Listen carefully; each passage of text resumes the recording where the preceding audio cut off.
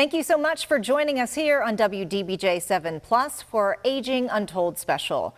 There are some interesting studies coming out about women and aging. One of particular interest is research out of the University of Melbourne showing that many women get happier in later life.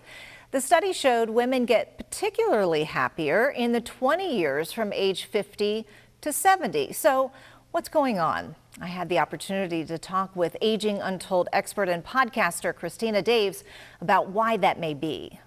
University of Melbourne study found that both negative mood and depressive symptoms decrease significantly years after menopause, a major shift from what we have been hearing about menopause and moodiness. Instead, the findings show a much more positive outlook. Women, it seems, just feel better with age. We've raised our kids. That's so hard. We probably worked or, we stayed home with the kids. We've had 50, 60 years of taking care of everybody else. So guess what? When they're gone, woohoo, it's time to travel and do things for us. Dave says women get to the point where they are done taking care of everyone else and can finally focus on what they want to do. And for many women over 50, that means more time to pursue passions like starting a business. In fact, women over 50 make up the fastest growing entrepreneurial group. Hopefully you have some nest egg socked away. Like I said, you've worked, you've done your stuff. Now you can risk a little bit and try something. And with all the resources we have, you don't have to invest a lot of money to try to start a business. Dave says another reason women may be happier is what's happening in the brain.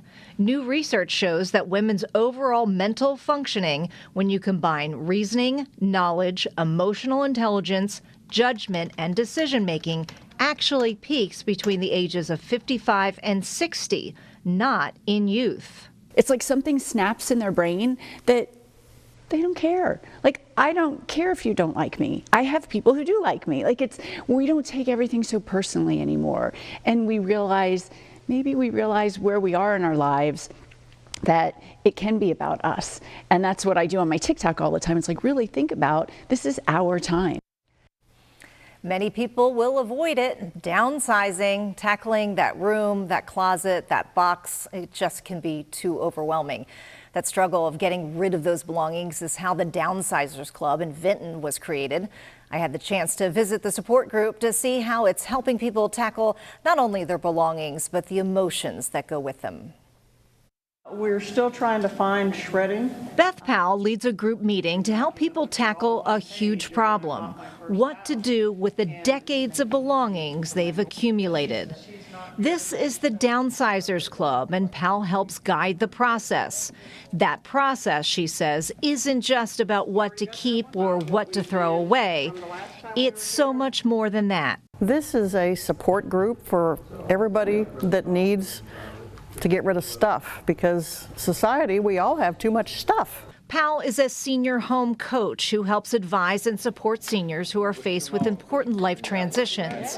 One of those transitions is letting go. The support group gathers once a month to figure out how to begin that painful process. For some, it's letting go of family heirlooms. For others, it's letting go of chapters, memories, and sometimes pieces of their lives that is no more. Each person here shares a little bit about those struggles, and they each offer support and suggestions.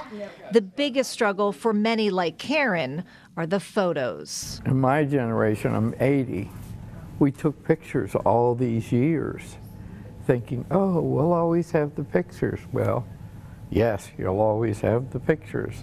So what do you do with them? And it's like, my brother died 18 years ago. I have a tote of his pictures.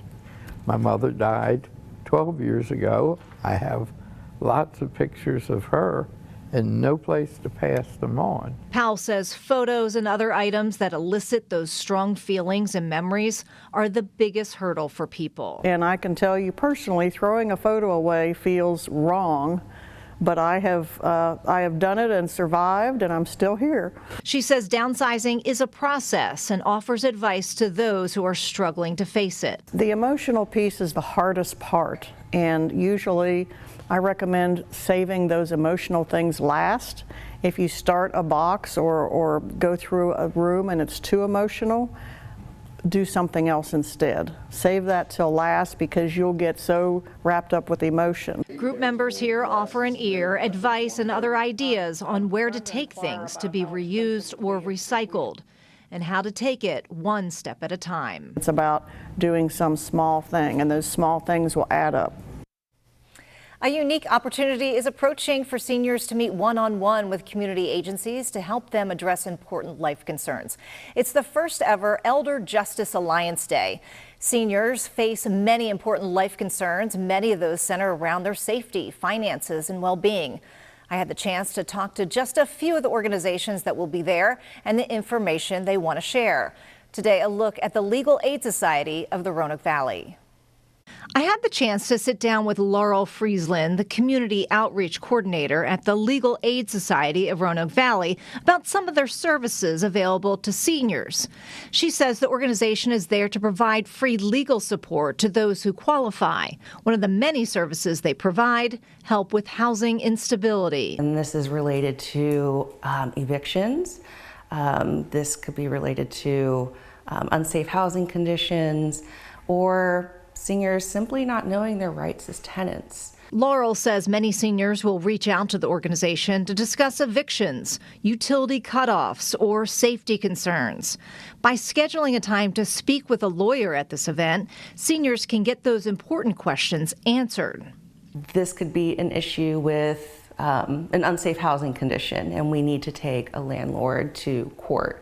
That could be a case that we will represent you in court for and walk you through the entire process.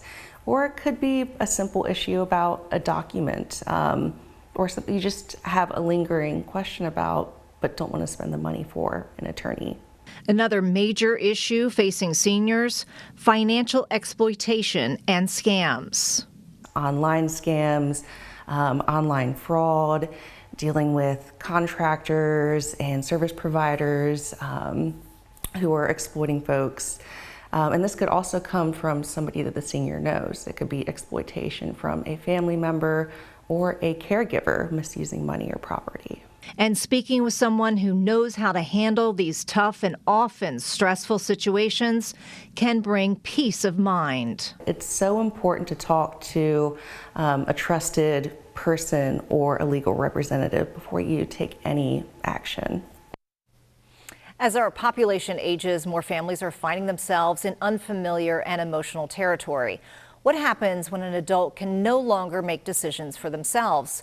In general, the courts will step in to appoint someone as a legal guardian when that person's incapacitated. But it's important for people to know how the courts decide who becomes that guardian and what you need to know before a crisis hits. Maybe it's a loved one suffering from Alzheimer's or dementia, or it's an adult with a developmental disability or cognitive impairment. When an adult can no longer manage personal or financial affairs because of this, the courts get involved to determine who gains control over that person's finances, health care, and daily life. So, think about mom, develops Alzheimer's. She's not able to make decisions for herself. And so we appoint one of the kids as the guardian to make decisions for mom because she's no longer able to do that. The court will appoint an attorney to represent the person who needs a guardian. They investigate, and sometimes they'll appoint a family member. However, when multiple family members want to be the guardian, that's when things get highly contested. That's when sadly, things turn nasty sometimes, right? Is the kids start fighting with one another in court, and they hire their own lawyers, and they make allegations against the other one, why I'm better, why you're worse, things like that. Even if the individual's own wishes were written out earlier in life before being incapacitated, the court still has final discretion. Some red flags judges look for that might disqualify a proposed guardian would be a child taking advantage of the person. Is one of the children or multiple children, taking money out of mom's bank account and keeping it for themselves? I got a call from a lawyer the other day, and his sister has taken control of dad and took control of dad's finances and went out and bought a $60,000 car for herself. They've got all the documents showing that $60,000 coming out of dad's account, the title for the car, all of it. When you're a fiduciary for dad or for mom, you don't get to take their money for your own benefit. You have to use the money for their benefit.